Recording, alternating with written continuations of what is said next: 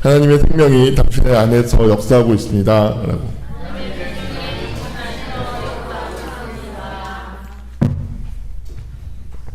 네.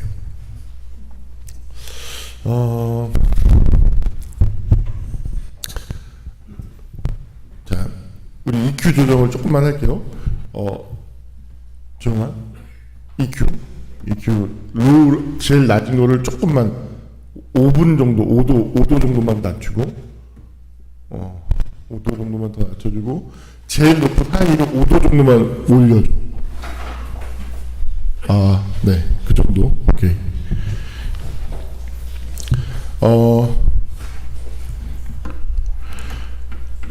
양자물리학을 보면 저는 깊은 이해를 할 수는 없죠. 절대로 불가능합니다.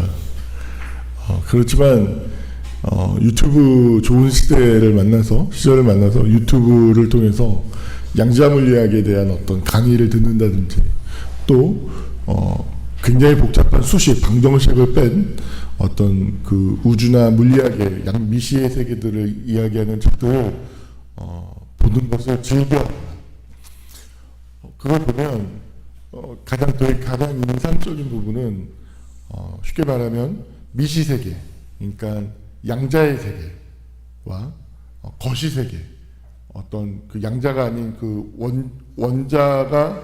원자를 쪼갠 그 미시의 세계가 아니라 원자들로 이루어서 만들어진 거시의 세계가 서로 다른 법칙이 지배하고 있다는 것이죠. 그래서 이 두 가지의 세계가 서로 다른 법칙이 지배하고 있기 때문에 아인슈타인 같은 경우에는 통일장 이론이라고 해서 이 미시의 세계와 거시의 세계를 통합하는 이론을 만들기 위해서 일생을 투자했고 공부했지만 끝내 성공하지 못했어요. 쉽게 말하면 이 미시의 세계, 아주 작은 양자의 세계는 인과의 법칙이 지배하는 것이 아니라 확률에 지배하는, 쉽게 말하면, 더 간단하게 말하면 법칙이 지배하는 것이 아니라 그러니까 확률, 그리고 그 자체가 어떤 안정되지 않은 불확실하고 불안정한 것이 한 상태라고 이야기를 할 수 있어요. 그런데 그것이 모여서 이룬 세계는 굉장히 안정되고 인과의 법칙이 지배되고 있는 세계를 의미하죠. 이 두 세계가 함께 공존하고 있는데 굉장히 괜찮다라는 것이죠. 그렇게 보았을 때 여러분들 지금 우리가 보는 모습은 쉽게 얘기하면 거시의 세계 속에 있는 우리의 모습을 보는 거예요. 거시의 세계 속에 큰 우주, 큰 틀에서. 근데 내가 나를 보는 것, 내가 나를 관계하는 이 자기 관계의 세계는 이 거시의 세계가 아니라 어찌 보면 미시의 세계, 확률과 통계를 지배해서 불확실하고 불안정한 세계를 경험하고 있는 것이다라고도 할 수 있어요. 저는 이 미시의 세계와 거시의 세계가 어떤 다른 인과의 법칙으로 통일되어지지 않은 이 모습을 볼 때 어떤 이 굉장히 시적으로 다가와요. 굉장히 아름답다. 그리고 그런 모습을 그런 우주의 이야기를 들을 때 하나님은 굉장히 아름답고 멋있는 분이다. 일 것이다. 라는 그런 확신을, 그런 감동을 받습니다. 여러분들 잘 생각해 보십시오. 사람들은 자기 내면을 대하는 것이, 자기 관계를 갖는 것이 어려운 이유가 거시의 세계에서 만나는 인과의 법칙처럼 자기 자신을 만나려고 하고 자기 자신과 관계를 맺으려고 해요. 그래서 무엇인가 확실해야 되고 어떤 원인이 있어야 되죠. 근데 자기 관계를 맺을 때 자아가 원인이 되고, 그래서 어떤 자아가 원인이 돼서 어떤 결과를 만들어낼 수 있는 어떤 안정감을 원하게 되면 그것이 곧 우리 내면 안에서 어떤 거시의 세계에서 일어나는 안정성, 인과의 법칙으로 한치 오차도 없이 어떤 시계처럼 착착 움직여지는 그 모습의 그런 안정감을 내 내면 안에서 부여한다면 에고가 굉장히 강해서 모든 것을 지배하고 통제할 수 있어야 되는 그런 그림이 나오는 거예요.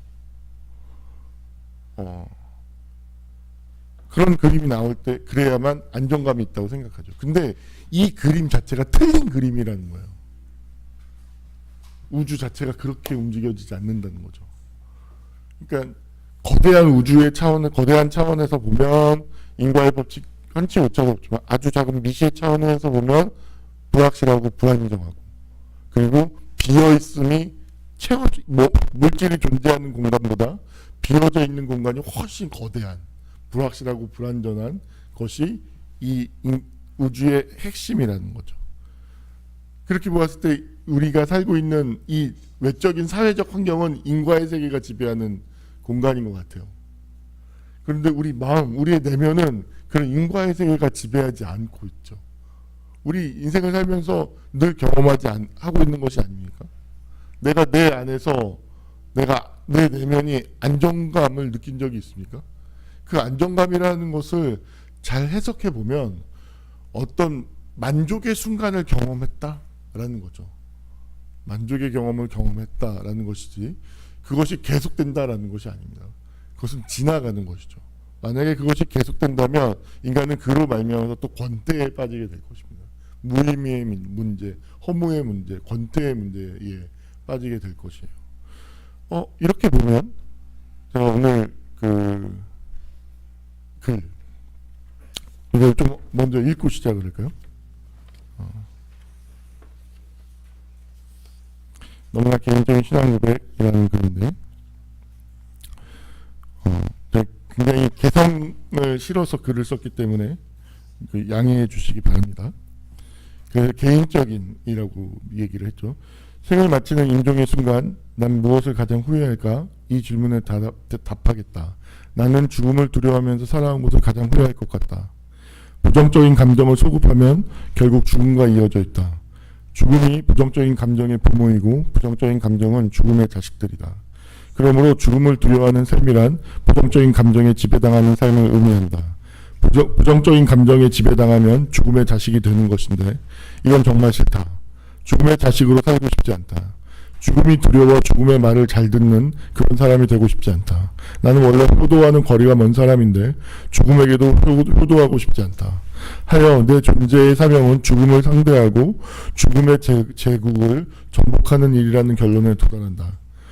죽음과 한편 맞짱을 크게 뜨고 이긴 전설적인 사건이 일어났다. 그게 사람들이 잘 아는 기독교의 이야기다. 인생을 살면서 죽음을 왜 두려워하면 안 되는지, 죽음을 어떻게 두려워하지 않을 수 있는지를 말해준 건 신약 성경이 유일하다. 기독교에서 죽음이란 생물학적인 수명의 종료를 의미하지 않는다. 죽음은 하나님 생명의 부재, 상실, 박탈이라고 말한다. 이렇게 보았을 때 하나님과의 관계를 상실한 인간은 자신이 누구인가를 잃어버린 상태이다.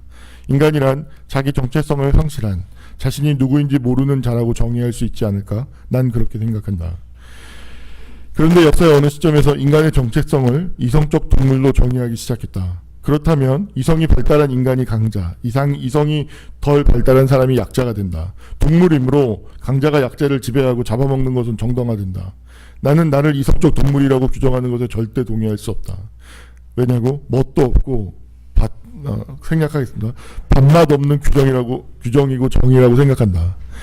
차라리 인간은 존재하는 모든 생명 중에서 자신이 누구인지를 모르고 있는 존재자라는 정의와 규정이 밀적으로 훨씬 더 다가온다. 인간은 방황하는 우주의 고아가 아닐까? 본질로부터 이탈하여 길을 잃은 존재가 인간이라는 것이다. 누가? 기독교는 그렇게 본다. 인간이 너무 헤매니까 하나님의 이 땅에 오셨다고.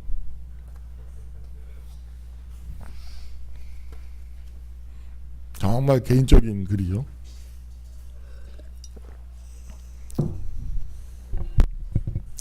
자, 보십시오. 양자물리학과, 그러니까 인간만이 유일하게 어떤 정해져 있는 본능이 없이 살아가요. 유일해요. 따라서 인간은 그 정해진 본능이 없다는 건 무엇이냐면 유일하게 인간만이 자기 정체성을 할 수 있는 자기 결정권을 가지고 있는 거라는 거예요. 유일하게. 따라서 무엇이냐면 인간이라는 존재는 내가 결정되어져 있지 않음, 확정되어져 있지 않음, 방황하고 있는 상태, 자신이 누구인지 모르고 있는 상태이기 때문에 나를 만들 수 있는 그 자유의 공간이 만들어지는 거예요. 따라서 인간의 사명이라는 것은 무엇이냐면 자신을 만들기 위해서 이 땅에 존재하는 거예요. 내가 누구인가를 만들기 위해서 존재하는 것이죠. 그래서 책임이 따르는 겁니다. 그래서 계속해서 우리 무엇인가를 우리를 힘들게 하는 것은 만약에 이 이야기에 기독교 복음을 영접한다면 인간이 확정되어져 있지 않고 안정이 되어져 있지 않은 것이 정상성이라면, 그게 보통의 상황이고 일반의 상황이라면 우리는 무엇을 배워야 되냐면 불확실하고 불안한 것을 거부하고 회피하는 것을 받아들이는 것이 아니라 그것을 긍정하는 것, 그것을 그렇다고 인정하는 것, 수용하는 것을 배워야 되는 거예요. 그런데 이것을 왜 배우기가 어렵냐면 우리가 살아가고 있는 사회, 제도는 미시의 세계를 인정하지 않아요. 미시의 세계, 인간이 가지고 있는 자유, 불안정을 인정하지 않아요. 이 거시의 세계, 학교를 볼까요? 학교에서 그 아이가 불안해, 두려워 이런 거 받아주나요? 아니에요. 질서가 있어. 따라야 되는 질서가 있어요. 그걸 따르도록 해야 되는, 적응해야 되는 거예요. 적응. 그래서 그 아이가 어떻게 작동할 수 있도록 그 다음을 준비하고 또 다음을 준비하고 사회로 나가서 어떤 자리를 가질 수 있도록 하는 것이죠. 그러다 보니까 이 사회 안에서의 삶을 살아가는 것은 내가 불확실하고 불안정하고 내가 누구인지를 모른다는 것은 어떤 면에서 결격 사유, 저 사람이 이 공간 안에서 이 사회적 존재로서 세워져 있기에 적절하지 않은 부적절한 열등감, 부족함, 허약함, 나약함, 연약함을 가지고 있는 상태라고 이야기할 수 있게 되죠. 그러다 보니 그것만 계속 쫓아가다 보니 자기와 관계를 맺을 수 없는 거예요. 사회생활이라는 건 기본적으로 자기와 관계 맺는 것을 원하지 않아요. 그 어떻게 작동하는 그 안에서 어떤 분자가 되는 것에만 관심이 있죠. 그래서 이 속에서 그대로 살다 보면 역설적이게도 인간은 자기 소외의 상태에 빠지게 돼요. 그래서 이 자기 소외 문제를 해결하는 것이 두 가지가 되죠. 이 미시세계는 존재하지 않아 라고 딱 처분하는 거예요. 인간은 말씀드렸죠. 이성적 동물이야 라고 받아들이는 거예요. 여러분, 이 규정을 받아들이게 되면 이 정의를, 모든 친일 행위는 정당화돼요. 왜냐하면 동물이잖아요. 살아남는 게 당연한 거 아닙니까? 강자가 일본 식민지고 제국인데 우리는 약자야. 살아남아야지. 왜 싸워? 바보같이 라고 얘기하는 거죠. 그런데 매우 안타깝게도 그랬을 때 동물이라고 하는 정체성을 지키면서 살게 되면, 그들이 역사에서 주도권을 갖게 되면 어떻게 되냐면 민족이라는 정체성을 상실하게 돼요. 민족이라는 정체성. 저는 아주 어렸을 때, 중학교 때 민족이라는 말만 들으면 왜 이렇게 가슴이 울렁거리나 모르겠었어요. 왜 이 말에, 나라라는 말은 별로 안 하다요. 이런 얘기 유튜브에서 하는데, 근데 전 국기에 대한 맹세를 중학교 이후에 해본 적이 없어요. 아내하고 우림이하고 이렇게, 우림이가 그때 뭐 시상한 적 있잖아요. 그래서 가는데 국기에 대한 의뢰, 국민의례를 하더라고요. 내가 하면서 온유한테, 야, 저 대한민국의 이름으로 얼마나 많은 무고한 사람들이 죽어나가는 줄 알아? 그 사람들이 다 국기에 충성한 사람들이야.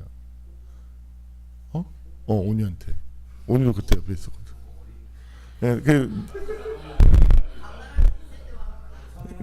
네, 내가 말을 하고 싶은 거지, 그냥. 그래서 아빠는 국기에 대한 맹세를 하지 않아. 그리고 이 국가는 자신들이, 이 국가는 자신들이 한 만행에 대해서 단 한 번도 역사 앞에서 무릎 꿇은 적이 없어. 근데 내가 왜 국기에 맹세하냐? 내가 충성할 분은 십자가에서 죽으시고 못 박혀 죽으신 예수 그리스도에는 없다. 만약에 네 개인적인 내 이 신앙의 고백과 대한민국이 충돌한다면 난 이 신앙을 위해서 죽을 수 있다.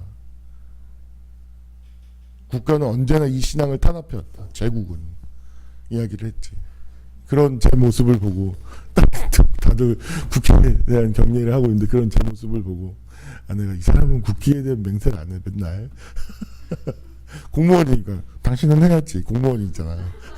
국가의 녹을 먹고 있으니 당연히 당신은 해야 하오. 근데 난 안 해. 나는 하나님 나라의 백성이니까. 그런 거죠.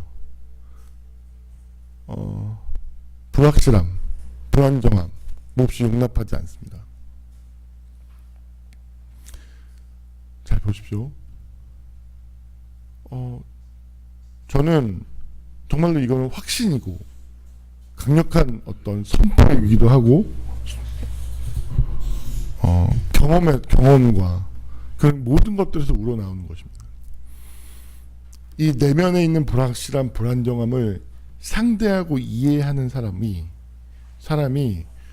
훨씬 더 에너지도 높고 훨씬 더 아름답고 멋있고 유능합니다. 일단 미적인 것, 멋있음에서부터 차이가 납니다. 여러분들 직장생활 해보면 알겠지만 통제하려고 하는 모든 꼰대, 그리고 그 통제하는 것을 자신에게는 적용하지 않죠. 왜냐하면 자기 관계가 안 되기 때문에. 대부분이 그렇습니다. 자기에게는 엄청나게 관대하고 타인에게는 엄청나게 엄격합니다. 그게 꼰대죠. 멋있습니까? 그런 사람들 보면 아름답습니까? 그렇지 않죠. 놀랍게도 그러한 사람들이 자기 관계를 맺고 있지 않습니다. 자기 관계가 없습니다. 쉽게 말하면 자기 관계라는 거 아까도 말씀드렸지만 기독교의 관점에서 보면 인간은 죄인이라는 것은 하마르티아 본질로부터 이탈해 있어요. 고정화되어진 것이 없고 자신이 누구인가를 잃어버린 상태예요. 방황하고 있는 상태예요. 그래서 자신이 누구인가를 알아야 되는 것이죠. 자신을 만들어가야 되는 거예요.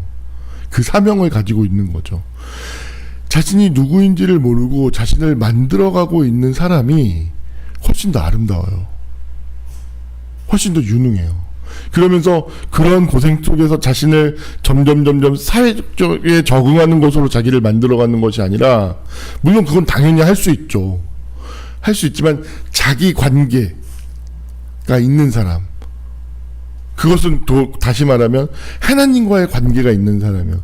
인간은 불확실하고 두려움 속에 있을 때 하나님을 만나요.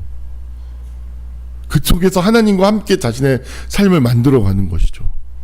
그 불가능을 넘어서는 거예요.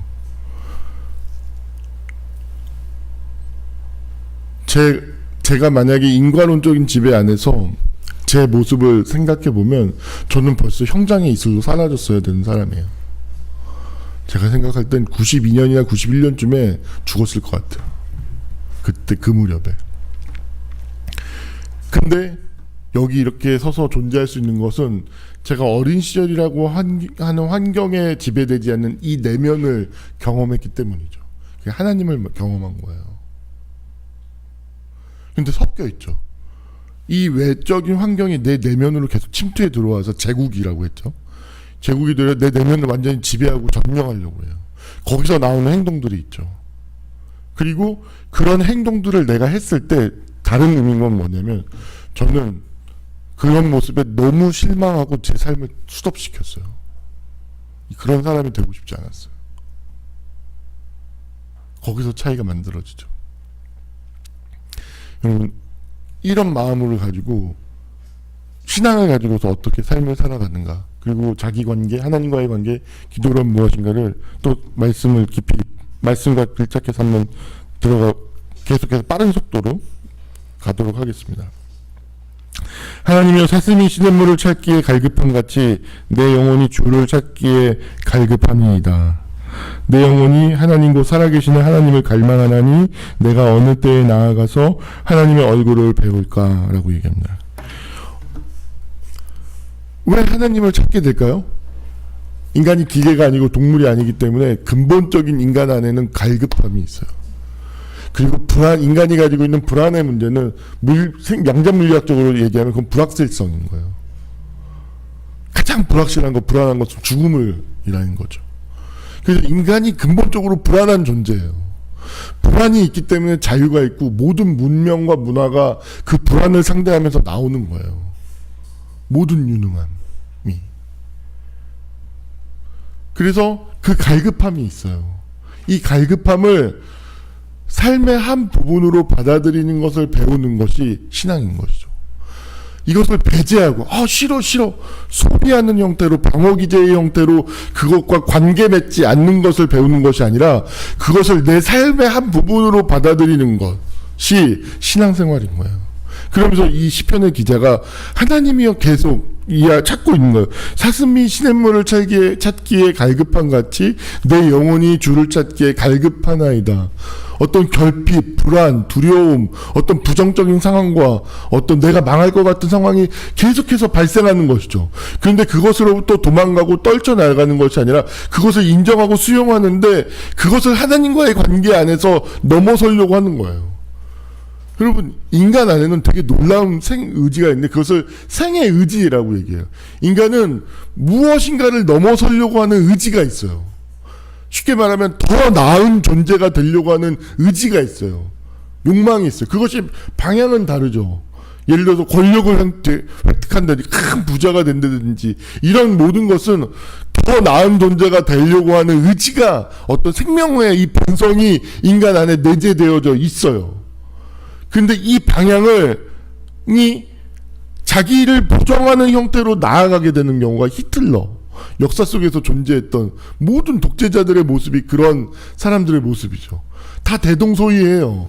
그 사람은 너무 크고 또렷하고 분명하니까 그렇지만 삶 속에서 그런 방향으로 살고 있는 사람들이 지금도 무수하게 많아요. 우리의 현실 속에서 직장 안에서 사람들을 봐요. 저 사람이 권력을 가지면, 큰 기회를 가진다면 히틀러처럼 되지 않을까?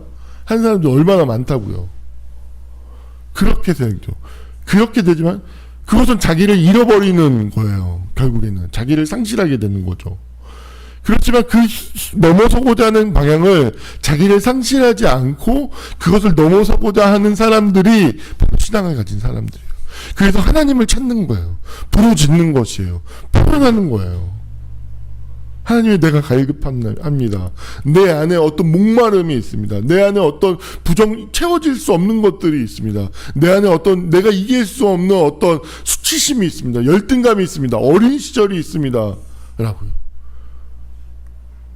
제가 좋아하는 마크 헌트라는, 저랑 나이가 동갑이기 때문에 더 좋아요. 얼마 전에 은퇴한 그 호주의 사모아인 격투기 선수가 있어요. 진짜 상남자. 진짜 한 번도 챔피언이나 탑 클래스에 올라간 적은 없지만 그 격투하는 모습이 진짜 남자다. 낭만이 있어요. 낭만. 어떤 그런 작전 이런 거 없어요. 그냥 진짜 낭만적인 파이터인데 되게 좋아요. 근데 그 사람이 얼마 전에 트위터에 그런 걸 올렸어요. 어렸을 때 아버지의 학대가 너무 심해서 그러니까 아버지가 어린 마크 헌트를 이렇게 칭칭 묶어가지고 공중에 이렇게 매달아 놓고 부들부들 팼대요. 굉장히. 그리고 그 누님은 상습적으로 성폭행을 했대요. 심지어. 어떤 분위기였는지 아시죠? 그런데 그 사람이 지금도 그 아버지와 관계된 꿈을 지금도 꾼다는 거예요. 너무 고통스럽게. 언제까지 내가 이 꿈을 꿔야 되는지. 그렇지만 그럼에도 불구하고 나는 그런 고통을 경험했고 지금도 그것이 고통스럽고 내 아이들은 평화롭게 게임하면서 논다고. 나는 내 자식들에게 그런 것을 주지 않는다고 하면서 나는 이 싸움에서 지지 않을 거라고 하면서 이렇게 또 글을 올렸어요. 그 꿈을 꾸고 너무 고통스러워서. 그런 것이죠. 더 나은 존재가 되고자 하는, 자기를 잃어버리지 않고자 하는 그 갈망이 사람 안에 있어요. 여러분, 이 모습을 연약한 자의 모습이라고 생각하시면 안 돼요. 어떤 세상이 얘기하는 하나님을 찾는 거 네가 약하니까 찾는 거지 이런 거 아니에요. 아니에요. 하나님을 찾고 부르짖는 것은 오히려 그 사람이 더 지혜롭고 강한 거예요. 연약한 사람들은 찾지 않아요. 괜히 가오를 잡죠. 가오 잡는 사람들 속이 비어 있다는 것입니다. 속이 이렇게 꽉 차 있는 사람들 가오 잡지 않습니다. 폼 잡지 않습니다. 그 폼을 건드린다고 막 화내는 사람들, 그 폼이 전부인 사람들이에요. 그 내면에 아무것도 없기 때문에 그 바깥으로 드러나는 그 폼, 그 형식이 전부이기 때문에 그게 건드려지면 마치 자기를 잃어버린 것처럼 막 분노하죠. 내면이 텅 비어 있기 때문에, 아무것도 없기 때문에 그래요. 여러분들, 하나님을 찾는 것, 부르짖는 것, 표현한 자신의 연약함을 표현하는 것, 그건 약한 게 아니에요. 그건 생을 향한 의지가 발현되고 있는 거죠. 그것에 의해서 멈춰지지 않아요. 그러면서 하나님 3절 4절 계속해서 나옵니다. 3절에 사람들이 종일 내게 하는 말이 내 하나님이 어디 있느뇨 하오니 내 눈물이 주야로 내 음식이 되었도다 라고 얘기합니다. 지금 굉장히 슬프죠. 눈물이 주야로 음식이 되었다 라고 얘기를 해요. 내 부정, 이 감정이 늘 내 밥이다. 이 우울한 감정, 이 슬픈 감정이 내 밥이다라는 거예요. 뭐 밥을 먹어도 뭐 드라마를 봐도 뭘 봐도 늘 눈물을 먹듯이 살고 있는 그런 상태에 있는 거예요. 그래서 하는 얘기가 내가 전에 성의를 지키는 무리와 동행하여 기쁨과 감사의 소리를 내며 그들을 하나님의 집으로 인도하였더니 이제 내 일을 기억하고 이 일을 기억하고 내 마음이 상하는도다. 내 영혼아 내가 어찌하여 4절 선을 베풀었는데 악이 온 것이죠. 실망하는 거예요. 제가 전에도 이야기했지만 제가 인생 사역 목회자로서 제일 견디기 어려운 건 실망하는 거예요. 사람에게 실망하는 것 정말 견디기 어려워요. 어떤 그 사람들이 저는 제 관점에선 정말 모든 것들이 어떤 면에서 여러분들 훨씬 많은 것들이 보여요. 어찌 보면 저는 현미경이 고배율 현미경을 장착하고 있는 거죠. 여러분들이 안 보이는 세계를 부분을 어떤 색깔이나 동작을 저는 훨씬 고배율을 가지고 있기 때문에 봐요. 볼 수 있어요. 훨씬 일찍 알아채요. 훨씬 일찍 느껴요. 보여요. 그냥 보여요. 실망하죠. 사람에게 실망하는 것이 가장 고통스러워요.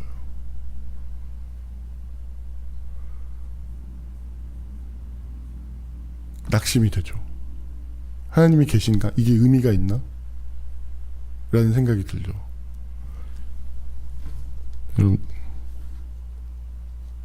제가 이 똑같은 이야기들을 몇 년 전에도 했어요. 그때 한우리가 와서 목사님 이해한다고 얘기했어요. 한우리 기억나나 모르겠어. 정말로. 예배 끝나고. 한우리가 그런 이야기 하는 사람이 아닌데. 제가 그래도 더 뚜렷이 기억해요. 그러면서 내 영혼아 내가 어찌하여 낙심하며 어찌하여 내 속에서 불안해하는가 너는 하나님께 소망을 두라 그가 나타나 도우심으로 말미암아 내가 여전히 찬송하리로다 라고 얘기하거든요. 호흡이 코에 있는 사람을 의지하지 말라는 거예요. 하나님을 의지하라는 거예요. 여러분 나를 동물로 규정하게 되면 이 세계가 정글이고 동물의 지배의 법칙을 받는다고 생각하죠. 근데 내가 나를 영적인 존재로 정의하잖아요. 이 세상을 지배하고 있는 것은 하나님의 섭리와 역사가 이 세계를 지배해요. 오늘 아침에 아내가 그 이야기를 해주더라고요. 이재석이라고 제가 대덕교회 정도 있을 때 광고에서 우리나라에서 거의 최초로 세계에서 가장 인정할 수 있는 거기서 대상을 받은 작품이 있었어요. 이게 뭐냐면 총을 겨누는 것인데 쭉 펼치면 총을 이렇게 겨누는 거죠. 스나이퍼가. 그런데 그걸 전봇대에다 이렇게 싹 붙이니까 총을 겨누는 게 결국엔 자기를 겨누는 장면으로 오는 거예요. 어떤 공익 광고 포스터였어요. 그게 대상을 받았어요. 근데 그분이 되게 재밌는 것이 계명대학교 디자인학과를 나왔어요. 형들 가족들은 되게 공부를 잘해서 의대도 가고 했는데 자기는 어렸을 때부터 그런 환경에서 공부를 못하는 애. 그래서 그림이나 그려야 되는 그런 사람이었다고 하더라고요. 그래서 계명대학교를 갔어요. 근데 계명대에서 늘 1등만 했어요. 그런데 그럼에도 불구하고 열심히 살았는데, 대학생활 열심히 했는데, 한국 사회에서는 계명대학교에서 1등을 해도 어디 받아주는 데가 없대요. 그래서 미국으로 갔대요. 그냥 한국 사회는 못 살겠다. 그래서 미국을 가가지고 어떤 그 전에는 미국에 유학을 가기 위해서 그 전에는 미군에 납품하는 게 있을 때 거기 가서 영어도 배울 겸 해서 미국 사람들하고 생활하고 그걸 어학을 어느 정도 준비를 하고 미국을 무작정 갔대요. 근데 미국에서는 디자인 스쿨에 들어가게 되는데 내가 이렇게 학교 다닐 때 늘 1등만 했다. 나 좀 여기 들여다 보내라고 했더니 그 미국에서는 그러더래요. 당신이 어느 학교를 나온지 이게 좋고 나쁜지는 모르겠지만 아무튼 늘 1등 했다는 건 당신이 그만큼 자신의 삶에 성실하고 책임감 있게 살았다는 것이다. 훌륭하다. 오케이, 받아주겠다. 하고 받아줘서 거기서 공부를 시작해서 그렇게 올라가서 지금은 굉장히 우리나라의 굴지에 큰 기업을 이루는 광고 기획자로서 최고 가장 돈도 많이 벌고 권위를 인정받는 사람이 되었어요. 여러분들 보십시오. 이 세계가 정글이구나, 결정되어져 있구나라고 생각했으면 그 사람의 운명은 계명대학교를 들어가면 그 운명에 따랐겠죠. 올라갈 수 없죠. 훨씬 더 좋은 대학교, 수능 점수를 높게 받은 사람들이 지배하고 있는 곳이니까. 그렇게 살지 않았어요. 저는 이러한 결정되어져 있지 않음, 그리고 이런 인간의 생을 향한 의지, 더 나은 존재가 되고자 하는 의지, 결정되어져 있지 않아. 난 믿어. 근데 환경은 계속 낙심하게 만들죠. 네가 계명대 나왔잖아. 지방대잖아. 너 공부 못했잖아. 다른 애들은 디자인 관련해가지고 공부 잘하는데 얼마나 많은데. 이런 상황에서 그걸 포기하지 않는 거예요. 생을 향한 의지를 꺾지 않는 거죠. 그랬을 때 결과물이 만들어지게 되는 거예요. 이 안에서 어떤 이분이 신앙을 가지고 있는지 안 가지고 있는지 모르겠어요. 하지만 이분의 마음의 본질 자체가 어떤 신앙을 가지고 있는 것과 공유할 수 있어요. 공유할 수 있는 부분이 있어요. 뭐예요? 자신의 내면은 결정되어져 있지 않다. 모르는 거다. 라는 것을 인정하는 거죠. 그리고 믿으면서 이분은 결국에 생의 의지를 끊임없이 선택하면서 계속해서 나아갔을 때 어떤 결과가 만들어지게 되는 것이죠. 여러분들, 하나님을 믿으며 산다는 것은 강인해지는 거예요. 약자가 되는 것이 아니에요. 제가 늘 말씀드리지만 기독교의 신앙을 가진 것이 역사 속에서 전파가 될 수 있고 로마를 뒤집어 놓을 수 있는 건 기독교를 믿은 예수 그리스도를 신앙한 사람이 그렇지 않은 사람보다 훨씬 지혜롭고 강하고 유능했고 에너지가 높은 사람이었기 때문에 그래요. 훨씬 안정되고 훨씬 아름답고. 여러분들이 하나님을 신앙한다고 하면서 에너지가 낮은 사람들이 되면 안 됩니다. 이건 저에게도 적용합니다. 하나님을 찾고 예배하는 것을 통해서 계속해서 내가 아무것도 없기 때문에 내 속에서 계속해서 하나님을 찾고 생각하고 성찰하는 것을 통해서 내가 누구인가를 만들어 가야 되는 거예요. 하나님과 함께 라는 거죠. 그래서 이제 마치 가사의 1, 2절이 반복되는 것처럼 이제 2절 가사의 1절이 끝나고 2절이 또 시작됩니다. 내 하나님이여, 내 영혼이 내 속에서 낙심됨으로 내가 요단 땅과 헤르몬과 미살산에서 주를 기억하나이다. 주의 폭포 소리에 깊은 바다가 서로 부르며 주의 모든 파도와 물결이 나를 휩쓸었나이다.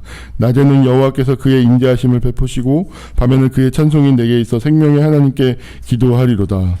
내 반석이신 하나님께 말하기를 어찌하여 나를 잊으셨나이까? 내가 어찌하여 원수의 압제로 말미암아 슬프게 다니나이까 하리로다. 내 뼈를 찌르는 칼같이 내 대적이 나를 비방하여 늘 내게 말하기를 내 하나님이 어디 있느냐 하도다. 내 영혼아 내가 어찌하여 낙심하며 어찌하여 내 속에서 불안해하는가? 너는 하나님께 소망을 두라. 나는 그가 나타나 도우심으로 말미암아 내 하나님을 여전히 찬송하리로다 라는 거예요. 마지막 1절과 2절의 공통점이 마지막 절. 내 영혼아 내가 어찌하여 낙심하며 내가 내 속에서 불안해하는가? 너는 하나님께 소망을 두라. 나는 그가 나타나 도우심으로 말미암아 내 하나님을 여전히 찬송하리로다 라는 거예요. 이 말을 자신에게 할 수 있는 사람, 이게 사실은 아버지의 역할을 자기 자신에게 하는 거예요. 내가 나에게 어떤 말을 하는가 라는 거죠. 그런 속에서 막 절망적이고 막 환경에 막 이래. 그러면 그것을 당장에 그것은 즉각적으로 없어지지 않아요. 그걸 대하는 어떤 성숙한 태도, 미성숙한 태도는 봐봐요. 미성숙한 태도는 엄마를 대하듯이 엄마를 찾는 태도가 가장 미성숙한 태도죠. 내가 지금 경험하고 있는 감정이 불안해요. 두려워요. 뭔가 누가 나를 공격하는 것 같고 비방하는 것 같아요. 그럼 엄마를 찾으면 이게 즉각적으로 사라지죠. 즉각적인 만족, 즉각적인 처리를 원하는 거예요. 이게 가장 미성숙한 거예요. 가장 미숙한 거예요. 이런 걸 두고 사실은 애송이라고 하는 거예요. 엄마를 찾고 있는데 엄마를 찾고 있는지도 모르는 상태, 이게 애송이에요. 우리 파이터들의 세계에서는 이런 애송이들한테 꼭 하는 말이 있어요. 엄마 젖이나 더 먹고 와라.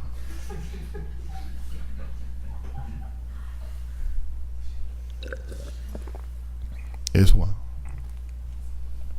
이렇게 얘기해요. 진짜로. 엄마 젖을 찾지 않죠.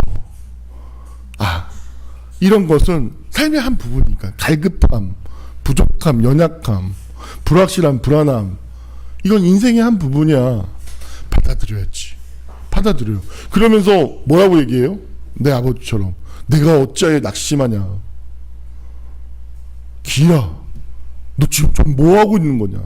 정신 차려라. 하나님께 소망을 두고 하나님 찾으면서 이 목마름을 견디면서 믿음을 두면서 걸어가자. 나아가자. 하나님께서 반드시 이 시간 안에서 말벌도 축복을 받겠다고.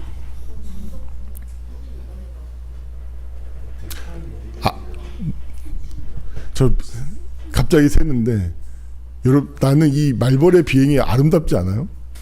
나는 지금도 아름다움을 느껴가지고 가슴이 뭔가 감동해가지고 다리를 쭉 늘어뜨리고 이렇게 나는 모습이 아름답지 않나요?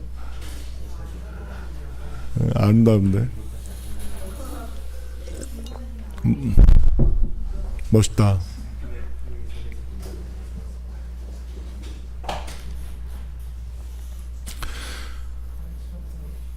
미성숙함. 말벌 때문에 다 잊어먹으셨죠? 설교 뭘 들었는지? 큰일 났다. 다시 시작할까요 이제? 아버지가 되어 있어요. 기라 정신 차려. 여러분들 자신에게 이 말을 할 수 있는 사람이 되어야 돼요. 즉각적인 만족, 엄마를 찾고 이걸 해결하는 것이 아니라 믿고 소망하는 것이죠. 그러면서 이때를 삶을 받아들이듯이 이게 인생이야. 목마름 자체가 펼쳐지는 게 인생이지. 인생. 그러면서 그것을 여행하는 거죠. 여행하는 마음으로. 이 세계가 자체가 이래. 존재 자체가 그래. 나도 이 세계 속에 살고 이 존재의 일부분이고 이 세계의 일부분이니까 그러지 않을 수 있다는 건 불가능한 거잖아. 받아들이면서 가는 거죠. 그러면서 미래를 소망하게 되는 거예요.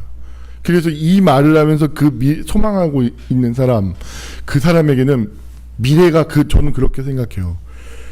저는 크리스토퍼 놀란 감독의 아니에요. 아니에요. 미래로부터 온 이야기. 테넷.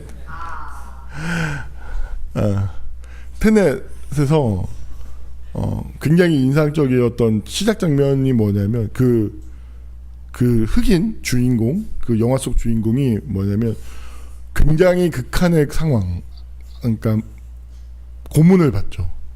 엄청난 고문을 받는 상황 속에서도 끝까지 자기 동료를 보호하고 지키는 선택을 해요. 또 어떤 그 이타성을 잃어버리지 않아요. 저는 그 주인공이 그 선택을 한순간에 어떤 미래가 만들어졌어요. 이야기의 출발이 그거거든요. 그러면서 이 사람이 그 순간에 미래 속에 이 선택을, 이걸 지키고 그것을 끝까지 자기 인간성을 포기하지 않고 지키는 순간에 미래에서 이 사람은 지도자가 되었어요.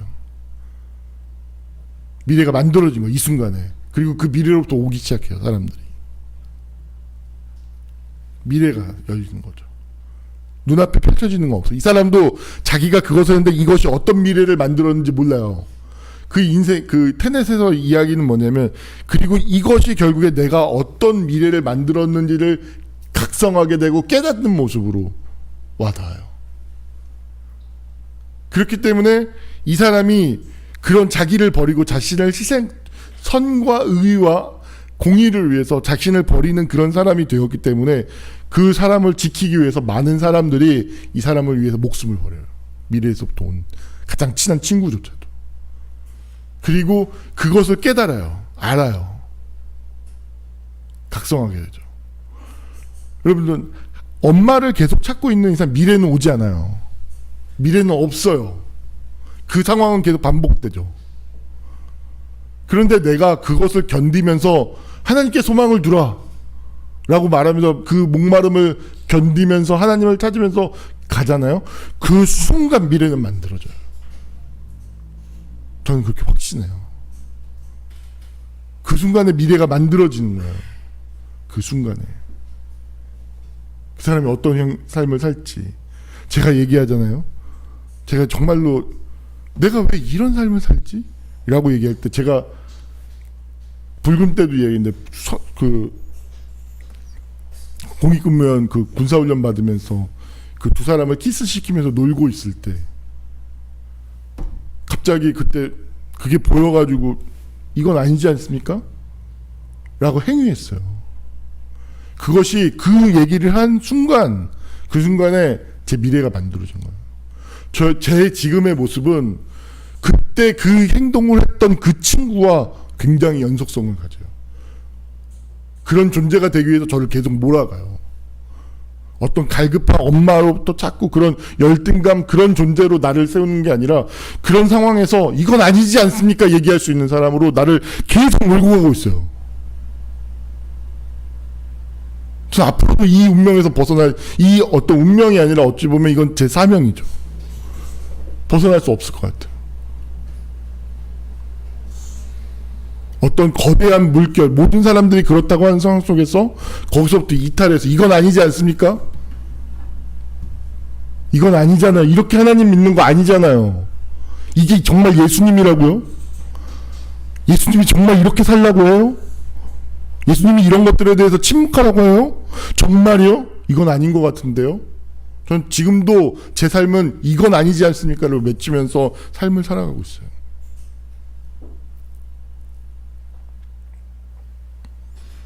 여러분, 정말 제가 간절하게 여러분들께 호소합니다. 신앙으로 무엇인가를 견디면서 선포해 보십시오. 엄마를 찾으면서 해결하려고 하지 말고 하나님께 소망을 두라. 하나님은 내가 지금 이 하나님께 소망을 두고 견디면서 소망을 두고 있는데 이 소망을 결코 실망시키지 않으실 것이다 라고 그 상황을 지나가 보십시오. 계속 살아가 보십시오. 여러분들의 미래가 정말로 만들어져 있는 그 미래가 테넷에서 그 미래로부터 주인공을 지키기 위해서 오는 것처럼 그 미래는 하나님에게 있어서 이 세상의 관점에 너무 소중하기 때문에 여러분들을 돕기 위한 사람들이 막 출발해 나타나기 시작할 겁니다.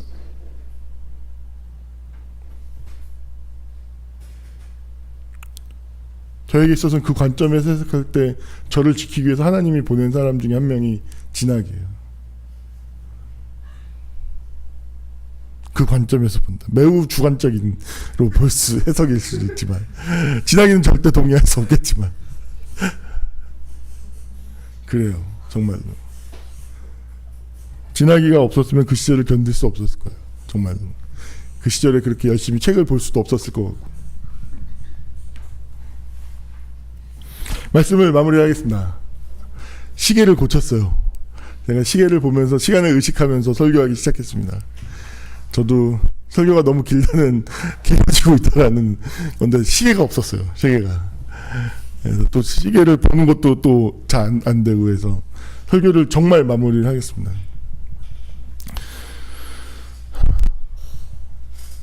여러분들 제발 마음 안에서 어떤 고통이 없는, 목마름이 없는 것을 없는 건데 그것이 있다라고 생각하지 말아주시기 바랍니다. 그걸 있다라고 설정을 하는 순간 내가 경험하고 있는 건 배제하고 부정해하고 처리해야 되는 것들이 돼버리죠. 수용하고 받아들여야 되는 것이 아니라 배제하고 부정해야 돼. 왜냐하면 이것이 없는 게 있으니까. 근데 이것이 없는 것을 결국에 쫓아가잖아요. 뭐가 나타나는 줄 아십니까? 쾌락이에요. 돈 스파이크. 왜 마약을 할까요? 그 사람이 하는 식당이요, 예약을 하고 들어가려고 해도 일주일 걸려요. 예약해서 밥 먹는 것도 정말 어려운 식당이에요. 유튜브로만 그 고기에서 벌어들이는 수익이요, 월 수억이에요. 그 사람. 유튜브로만. 그리고 그 유튜브가 광고를 해서 그 가게에 오겠다고 하는 사람이 전국에서, 정말로 전국에서 다 줄을 서 있어요. 왜 마약을 할까? 뭐가 아쉬워서? 불안을 해결할 수가 없는 거예요. 인간의 본성이 불안인데 이 불안을 자꾸 없애버리고 싶은 거죠. 아무리 좋고 돈 벌어 그때죠. 다 지나가죠. 불안이 찾아오죠. 그러니까 이 불안을 해결하기 위해서 마약을 하는 순간 이 불안이 싹 날아가요. 쾌락이죠. 그게 인간에 대한 거부예요. 인간에 대한, 유한성에 대한 거부.